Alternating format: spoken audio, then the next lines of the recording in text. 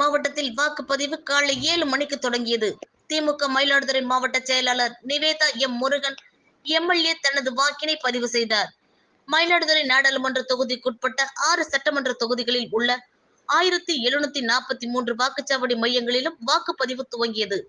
காலை 7 மணிக்கு ஆண்களும் பெண்களும் நீண்ட வரிசையில் நின்று ஆர்வமுடன் வாக்களித்து வருகின்றனர்.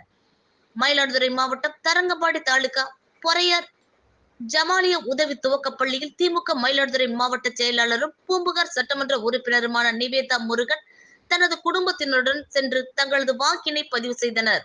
இதேபோல் தரங்கை பேரூராட்சி மன்ற தலைவர் சுகுணசங்கரி குமரவேல் வாக்குச்சாவடியில் தனது வாக்கினை பதிவு செய்தார். அனைத்து வாக்குச்சாவடிகளிலும் பொதுமக்கள் நீண்ட வரிசையில் நின்று தங்களது வாக்கினை பதிவு செய்து வருகின்றனர். இதேபோன்று திருக்கடையூரில் ஊராட்சி ஒன்றிய நடுநிலைப் பள்ளியில் திமுக செம்மனார் கோவில் மத்திய ஒன்றிய செயலாளர் அமிர்த விஜயகுமார் தனது வாக்கினை பதிவு செய்தார். அங்கும் பொதுமக்கள் நீண்ட வரிசையில் காத்திருந்து ஆர்வத்துடன் வாக்குப்பதிவு செய்தனர்.